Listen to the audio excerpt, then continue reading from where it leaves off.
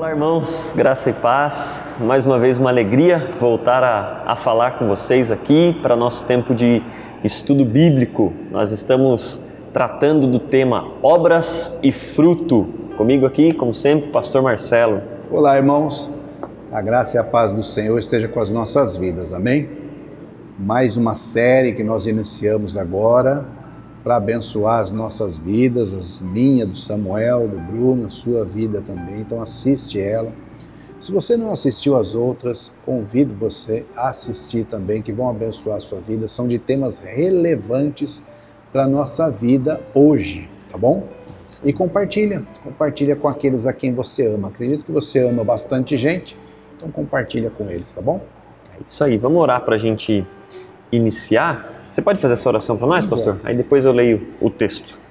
Santo Deus bendito, Pai querido, em nome de Jesus Cristo, agradecemos a Ti, ó Pai, pela oportunidade de meditarmos, de conversarmos, ó Deus, tendo a Tua palavra como orientadora dos nossos assuntos a conversar, ó Pai. Ilumina as nossas vidas, quebranta os nossos corações, para que essa palavra rica, poderosa e eficaz seja tremendamente impactante nas nossas vidas, transformando o nosso pensamento, o nosso jeito de viver, para sermos pessoas melhores. Em nome de Jesus Cristo. Amém. Amém. Bom, nós estamos fazendo esse estudo, essa série baseada no texto que encontra-se na carta de Paulo aos Gálatas, no capítulo 5. Nós estamos lendo desde o versículo 19, caminhando a cada vídeo enquanto vamos gravando os textos, né? Então, nós já falamos um pouco do início desse trecho. Hoje nós leremos a partir do versículo 19 e vamos dividir essa parte, né, pastor, em pelo menos duas partes aqui.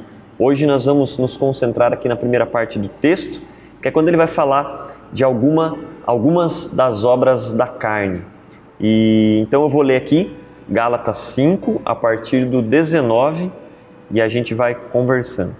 Diz assim: Ora, as obras da carne são manifestas: imoralidade sexual, impureza e libertinagem. O texto continua falando assim: idolatria, feitiçaria, ódio, discórdia, ciúmes, ira, egoísmo, dissensões, facções e inveja, embriaguez, orgias e coisas semelhantes. Eu os advirto, como antes já os adverti, aqueles que praticam essas coisas não herdarão o reino de Deus. Pastor, eu resolvi ler todas as obras da carne, porque justamente é algo que a gente tinha mencionado antes de começar, né? Quando nós lemos o texto de Gálatas 5, Paulo vai falar sobre obras da carne, obras da natureza humana. No plural, né? No plural, e vai falar do fruto do Espírito. E aí eu queria que você comentasse aquilo que a gente estava conversando um pouco antes. Isso, né? É interessante que as obras ele coloca num conjunto, é plural, né? Então, como elas estão no plural, elas também têm vida singular, né? Então, eu não preciso praticar todas as obras da carne, que a lista aqui não é nem exaustiva, existem outras coisas. São exemplos. Exemplos, né? Mas eu não preciso, são obras da carne, mas elas têm a sua vida singular. Então, a natureza humana é manifesto também na singularidade, é manifesto também em uma delas isolado. Então a gente às vezes pode ler o texto e falar: meu Deus, eu não faço tudo isso aí, não apronto tudo isso, não. Uma ou outra, né? Tudo bem. Não, mas como está no plural, elas têm a sua singularidade. Então eu não preciso praticar todas as obras da carne para dizer que eu vivo dominado pela natureza humana. Já quando ele vai falar do Espírito, ele usa o termo no singular, falando sobre o fruto do Espírito. E aí ele vai dar as características desse fruto: amor, longanimidade, domínio próprio, paciência e outras que nós vamos falar depois. Se por um lado as obras têm a sua singularidade, o fruto não tem a pluralidade, né? Então, o fruto é um todo. Eu costumo dizer, para ilustrar, que para mim o fruto do Espírito, eu olho ele como se fosse uma mexerica. Então, você tem lá, você descasca a mexerica, ela tem vários gomos, mas aqueles gomos todos formam um fruto só. Um fruto só. Se você separa um gomo, você não diz que você tem uma mexerica. Você diz que você está com um gomo. Ah, que é um gomo de mexerica. Você não diz que é uma mexerica. Você quer um gomo da mexerica porque você separou o gomo de lá. A mexerica é quando todos os gomos estão juntos. Então também eu não posso dizer que eu tenho fruto do Espírito na minha vida porque eu sou paciente. Não, o fruto do Espírito ele é caracterizado pelo conjunto dos gomos. Sim. Do mesmo jeito a gente não pode dizer, né? Eu tenho o fruto do Espírito na minha vida, mas me falta domínio próprio, porque às vezes eu quero pegar um ali pelo colarinho. Então, ou seja, a vida no Espírito é uma vida completa, né? Uma vida que tem essas características como um todo, né? Exalando na nossa vida. Como você mencionou, as obras da carne não, né? As obras da carne a gente tem essa... não gostaria de usar essa palavra, mas uma possibilidade de estar vivendo na carne se a gente apresentar apenas uma daquelas características. Depende tudo da intensidade, né? Como a gente apresenta essa característica. E eu gosto como Paulo fala no final desse trecho que nós lemos, né? Aqueles que praticam essas coisas. Porque infelizmente, mesmo vivendo no Espírito, mesmo sendo salvos, e buscando dia após dia a santidade, buscando dia após dia viver uma vida conforme a vontade de Deus, nós estamos sujeitos ao erro, né? Estamos sujeitos ao pecado. Sim. A questão é que Paulo fala da prática, né? Viver fazendo essas coisas de uma forma, como estilo de vida, né? O hábito, né? O hábito. Como se Paulo dissesse, quem tem o hábito de fazer essas coisas... Sim. E justamente nós estamos falando disso aqui para que, se a gente identifica isso nas nossas vidas, a gente pare imediatamente e comece a buscar o fruto do Espírito, né?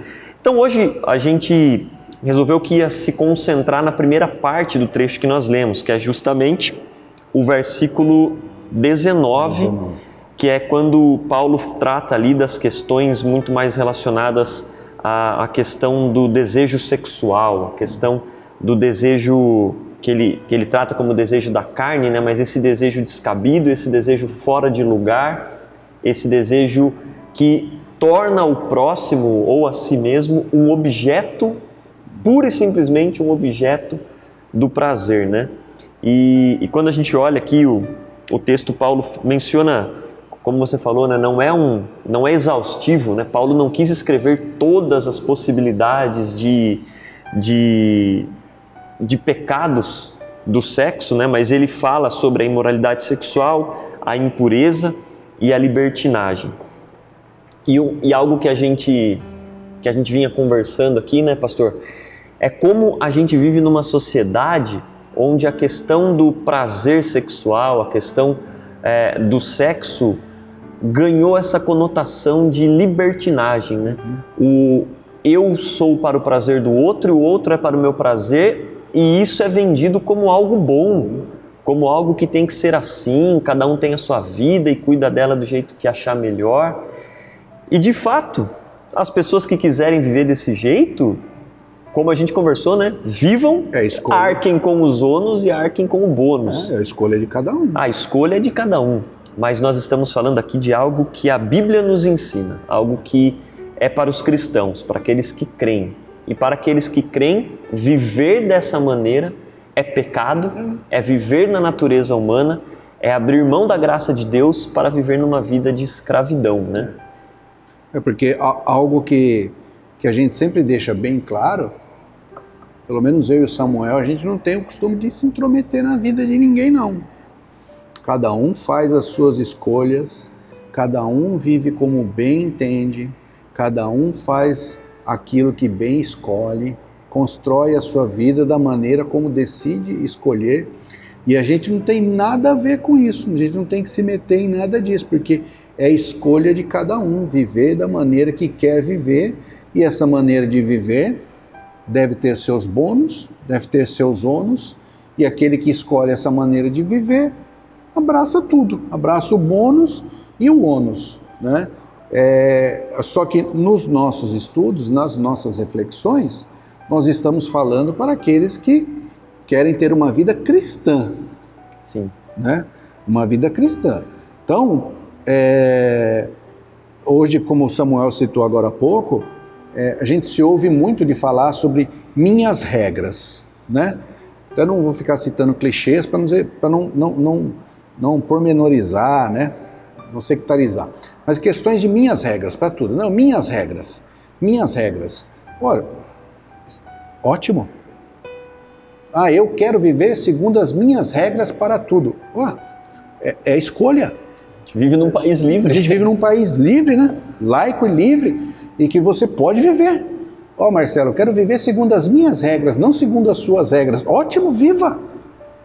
Viva, e nós não temos que nos intrometer nisso, né? Agora, quando nós falamos de cristandade, aí muda de figura. Aí nós estamos falando de viver sobre as regras de Deus. Porque sobre as regras do para Evangelho. aqueles que verdadeiramente são cristãos, não existe regra própria. Para aqueles que verdadeiramente são cristãos, as regras são estabelecidas por Cristo. Então ou quem quer que seja, você, o Bruno, quem quer que seja, que se declare como discípulo de Jesus Cristo, não segue as próprias regras. Porque o próprio Jesus Cristo disse o quê? Aquele que faz o que eu mando, aquele que obedece aos meus mandamentos é quem me ama. Então, o cristão não tem regra própria. O cristão vive segundo as regras e os mandamentos de Cristo. Então, quando nós estamos falando sobre esse assunto, estamos falando de um comportamento cristão para aqueles que dizem que seguem a Bíblia. Alguém que não se declara como cristão, que não segue a Bíblia, ele vai seguir alguma outra coisa, seja as suas próprias regras ou as regras que ele encontrou em algum outro lugar, de alguma outra forma, e essas são as suas regras, e pronto, acabou, é a vida da pessoa. Ela escolhe aquilo que fazer com a sua vida. A minha dificuldade é quando a pessoa diz assim, eu sou discípulo, eu sou discípula de Cristo, e eu estabeleço as minhas regras de conduta com o meu corpo, com a minha espiritualidade. Quer dizer, aí há um grande engano. Porque Jesus deixou claro, aqueles que me obedecem são os que me amam. E não há aspecto na vida do cristão que não seja estabelecido por Cristo, inclusive a sexualidade. Sim. E tá aí um ponto muito importante, porque muitas vezes quando nós falamos sobre sexualidade, especialmente no ambiente cristão, que é o ambiente que nós estamos aqui mencionando sempre isso, a gente pode cair muitas vezes na armadilha de que falar de sexualidade é falar de adultério, de pornografia, falar de coisas assim que são obviamente erradas, que ninguém discorda, que ninguém acha que pode haver uma possibilidade. Não. Essas coisas são, e até Paulo ele usa uma expressão aqui, né? Que ele fala que eu advirto como antes eu já vos adverti contra essas coisas. Então não é uma novidade para eles que aquilo ali é errado, que aquilo é viver numa natureza que não é mais a nossa, que não é a natureza no espírito. Então, para a gente entender, né, para a gente pensar um pouco mais profundamente, para fazer um exercício de reflexão nessa questão da sexualidade, a gente tem que entender que tudo isso que a gente mencionou, né? A pornografia, o adultério, e outras coisas são pecados, sim, de fato são, mas não se limita a isso. Nós conversávamos aqui sobre como, infelizmente, nos nossos tempos, e não é uma novidade também, porque tempos atrás também era assim, o corpo humano se tornou um objeto. Se tornou um objeto de prazer para o próximo, se tornou um objeto de prazer de si mesmo. Apenas isso. Não que não seja. Na ocasião certa, da forma correta, no lugar correto, mas tornou-se o fim. O corpo humano enquanto um objeto de venda, de vender a imagem, de vender produtos, de conseguir mais publicidade, conseguir mais visibilidade. E a Bíblia diz que isso é um erro, porque isso se encaixa na impureza do corpo. O corpo não foi feito para esse fim. O corpo não foi feito para ser usado como um objeto. E acho que a gente podia fazer uma reflexão nesse ponto, porque eu imagino que é onde muitas vezes nós deixamos passar, né? Sim. A sexualidade, ela é abençoada por Deus. Ela é uma ordenança. Lá no Gênesis, Deus tratou a questão da sexualidade quando disse para a criação: multipliquem-se.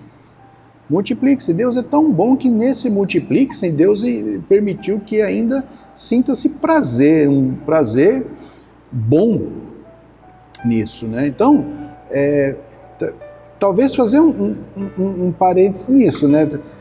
Às vezes nós, cristãos, tratamos a sexualidade como algo sujo, né? E aí como talvez um tabu, né? E talvez aí a gente descambe para a objetificação do ser humano, né? A sexualidade não é algo sujo, a sexualidade é uma ordenança de Deus, a sexualidade é algo que Deus mandou que existisse, né? Agora, a maneira como nós tratamos é que pode ser algo sujo, né?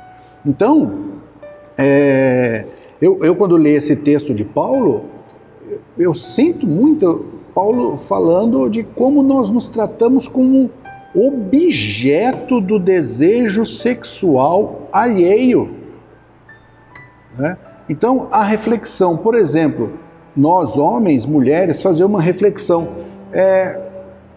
como nós mantemos a saúde do nosso corpo físico, as roupas com as quais nós nos apresentamos, e aí não vou citar nenhum vestuário, apenas como nós nos vestimos. Dependente do jeito que seja, como nós nos vestimos, pouca roupa ou pouca roupa não importa, mas nós nos vestimos com qual intenção? Tanto homem e mulher, com qual intenção? A intenção é de ser visto como um ser humano na sua completude, ou a intenção é pardimentar e ser visto e apresentado como objeto de desejo para o outro, puro e simples, seja o outro quem for. Porque dentro de um casamento, é claro que a gente tem que se apresentar como objeto de desejo, dentro da relação, dentro do casamento. Mas e quando a gente está fora disso? Então essa é a reflexão. Quando, eu estou cuidando da saúde do meu corpo, é verdade mesmo? É isso mesmo? É só isso mesmo? As minhas roupas, não, eu uso para ficar bonito, uso para ficar bonita. É verdade? Cada um sabe disso. É verdade? É isso mesmo de verdade? Então, o grande problema aqui é a questão da objetificação. Isso é horrível. Os homens sempre fizeram muito disso com as mulheres, é uma reclamação das mulheres. Os homens sempre foram muito abusivos de falar coisas para as mulheres assim, sem entender que está conversando com um ser humano. Mas falar coisas de sexualidade para a mulher que não conhece, cara.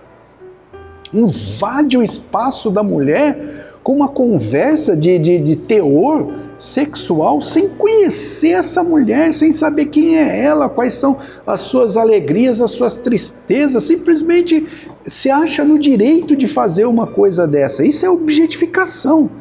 Isso para Paulo é uma imoralidade. Não está certo fazer isso.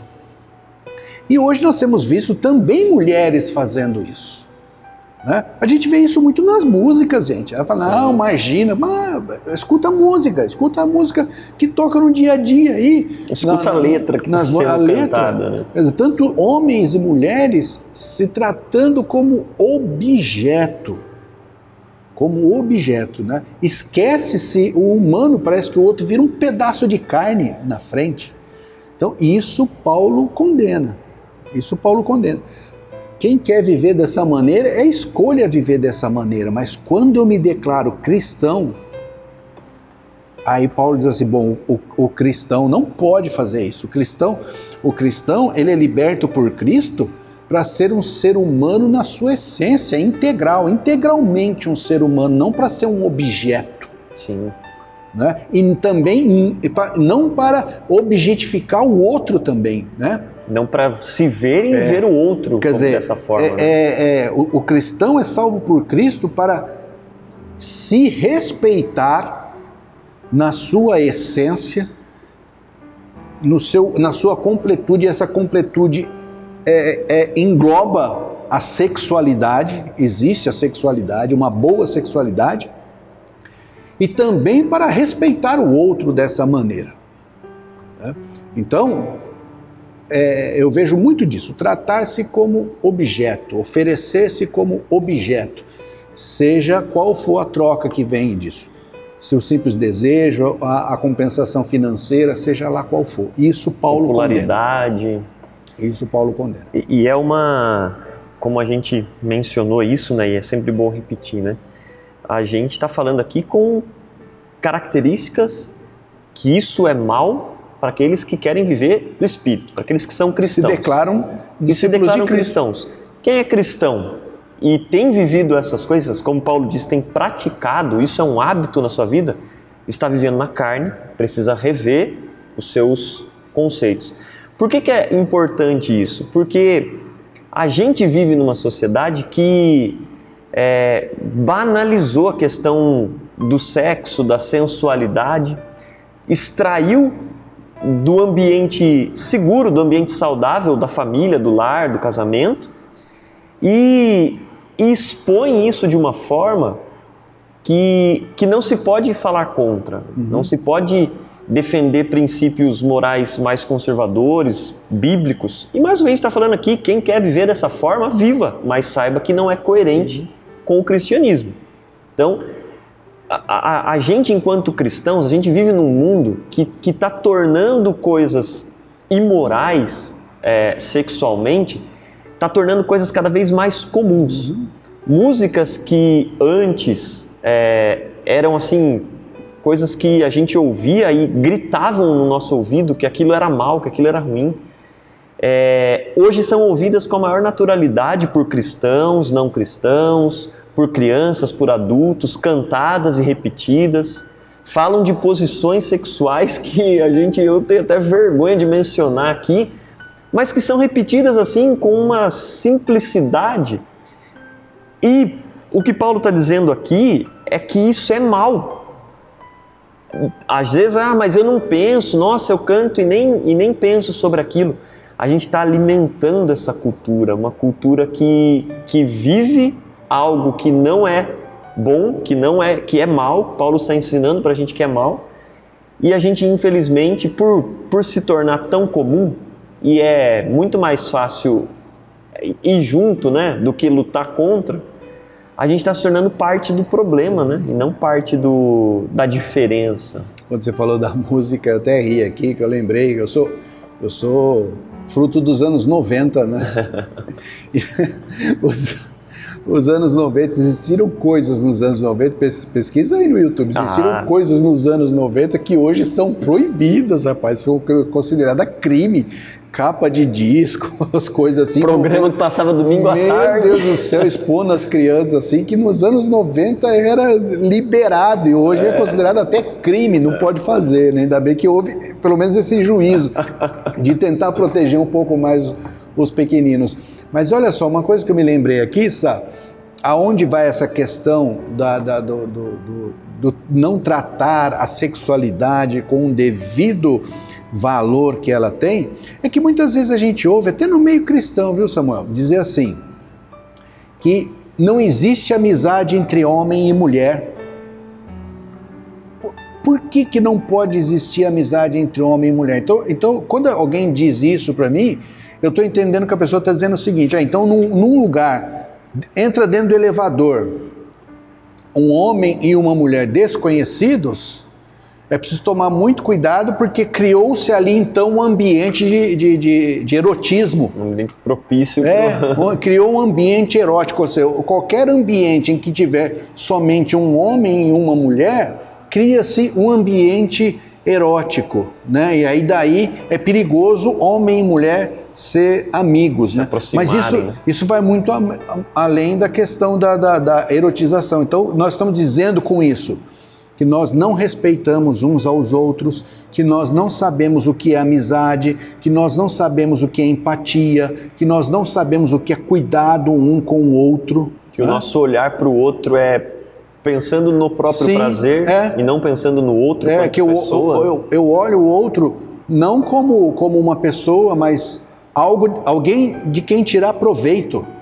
Quer dizer, por isso que a gente sempre quer ampliar a questão disso, né? Quer dizer, se homens e mulheres não podem ser amigos, então é porque eles não sabem ser homens e mulheres, não sabem ser seres humanos, tal como o Espírito quer que sejamos. Sim.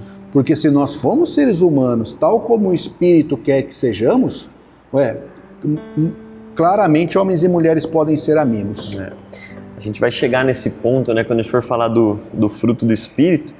Mas quando a gente olha para a Bíblia e a gente vê as características de pessoas, de indivíduos cheios do Espírito Santo, eles são a mais pura essência do que é o ser humano, sem as influências do pecado, né? Não tem nada de absurdo. Ser cheio do Espírito Santo não vai fazer coisas extravagantes, extraordinárias, o tempo todo. Não, vai viver de uma forma saudável, vai olhar o outro de uma forma saudável, vai olhar a si mesmo de uma forma saudável. E quando a gente está olhando aqui agora primeiro, né, para as obras da carne, especialmente esse aspecto do sexo, né? Viver fora do Espírito, ou seja, viver na nossa natureza carnal, é distorcer o que Deus criou como algo bom. Deus criou o corpo humano como algo bom, a saúde física, o sexo como algo bom, e toda vez que a gente dá um jeito de distorcer, de fazer disso algo que machuca o outro, que machuca nós mesmos, que tem objetivos e motivações totalmente diversas daquilo que é o que Deus quer, isso é pecado. Olha, em clínica, na terapia, atendendo casais, invariavelmente, Samuel, 95% dos casos, há ali um incômodo, uma reclamação com relação à sexualidade do casal. E o que eu percebo nisso? Não é a questão de não gostar de ter relação sexual, nada disso. É que o casal, tanto homem quanto mulher, muitas vezes lançam sobre o outro a expectativa de um comportamento sexual dessa sexualidade comercializada, dessa sexualidade que estão nos sites, nas músicas, a sexualidade vendida, comercializada, que ela é comercializada muitas vezes como um negócio animalesco. Sim. E na vida real não precisa ser tão animalesco dessa maneira, e nem todo mundo gosta desse tipo de coisa. Mas cria uma expectativa. E muitas vezes os casais chegam com essa reclamação, né? Ah, mas é que a gente vê aqui, ali, ela não quer fazer isso, ela não quer fazer aquilo. Quer dizer, está reclamando. A mulher não quer oferecer para ele a sexualidade comercializada. Ou o homem não quer oferecer para a mulher a sexualidade comercializada. Ou seja, perde-se a noção de sexualidade enquanto construção. E traz para o casamento a noção de sexualidade enquanto algo feito. Quer dizer, você já tem que vir para o casamento sabendo aquilo que você tem que fazer, porque está sendo comercializado. E chega lá, muitas vezes eles se decepcionam com isso, porque não consegue colocar em prática o comercializado e não consegue construir uma sexualidade que seja prazerosa para os dois. Seja sadia para ambos. É uma... E como a gente falou antes, né, isso infelizmente é um tabu Você mencionou o exemplo de que já chega na terapia, né? E infelizmente a gente sabe que a nossa cultura, a gente pensa em terapia já quando já está numa situação assim quase que irreversível, né? Especialmente de família e casal. Mas é algo para a gente pensar. É algo para a gente pensar a respeito da sexualidade, o que tem influenciado, né, as nossas relações marido e mulher, ou mesmo quem não é casado, refletir sobre isso, né? Como a gente vê o próximo, como nós vemos a nós mesmos, como essa questão do se oferecer, né? E eu estava pensando uma coisa aqui que a gente mencionou coisas muito próximas de nós, né? Músicas atuais, você mencionou os programas de TV da década de 90, e aí a gente tem as mídias sociais explorando a sensualidade de uma forma, nossa, totalmente depravada. Mas olha que interessante, Paulo escreveu esse texto aqui há 2000 anos atrás, e isso já era um problema naquela época. Então eu fico imaginando quanto essa questão para o ser humano, de fato é impossível vencer sozinho, de fato é impossível viver essa experiência de uma forma sadia sozinho. Precisamos da ajuda de Deus, precisamos que Deus age em nossos corações, nas nossas relações, no nosso olhar para o próximo, no nosso olhar para nós mesmos, para que a gente experimente de uma forma sadia, no lugar certo, na hora certa, sabendo que há sim prazer nisso e que há uma forma correta de desfrutar desse prazer, né? E é interessante isso que você falou, que a coisa também pegava fogo há 2000 anos, né? E você continua assistindo essa série, você vai ver como era o ambiente que Paulo vivia há 2000 anos. Quando a gente for explicar, aqui na minha versão está escrito aqui como farras, em algumas versões está escrito glutonaria, que tem gente que fala assim que eu sou glutão porque eu sou gordo, mas nós vamos explicar o que é essa glutonaria e farra que Paulo citou aqui. Você vai ficar de cabelo em pé. Aguardem os próximos episódios. Bom, pessoal, é isso. Podemos encerrar, pastor? Nós agradecemos mais uma vez a companhia de vocês. Nesse momento nós vamos orar. Como a gente diz, tudo que a gente fala aqui, tudo que a gente tenta esclarecer ou estudar juntos aqui, não é porque nós somos perfeitos, mas acima de tudo, a gente quer ler a palavra de Deus e que ela transforme as nossas vidas, e queremos oferecer isso para todos vocês também, transformação através da palavra. Nós vamos orar nesse momento, pedindo para que essa seja uma realidade em nossas vidas. Senhor, muito obrigado, Pai, por nos dar a Tua vontade, Deus, a Tua sabedoria, nos ensinar o que é bom, nos ensinar que muitas coisas que às vezes nós tememos falar, ó Pai, também podem ser desfrutadas de uma forma saudável, de uma forma boa, Pai. Ajuda-nos a entender a Tua vontade, Pai. Ajuda-nos a ter um olhar de amor, de carinho, como o Senhor teve por nós, ó Pai. Nos ajuda a vencer as barreiras que dizem respeito à sexualidade, Pai. Nos ajuda a viver uma vida saudável, Deus, não nos tratando e não tratando o próximo como um objeto, Deus, mas cria em nós, em nosso coração, um amor verdadeiro, Pai, um amor que considera o outro, que considera a nós mesmos, em toda a nossa complexidade, em toda a nossa perfeição naquilo que o Senhor fez como perfeitos, ó Pai. Não porque somos, mas porque em Cristo o Senhor quer resgatar isso em nós. Ajuda-nos, ó Pai, a viver a nossa vida, a compreender a Tua palavra e, acima de tudo, aplicá-la, Pai, aplicá-la de forma que a gente possa de fato ser chamados, ser reconhecidos como Seus discípulos. Nós oramos, Deus, e agradecemos em nome de Jesus. Amém. Amém, Jesus. Pessoal, muito obrigado e aguardamos vocês no próximo vídeo. Até mais. Até o próximo encontro, meus irmãos. Deus nos abençoe.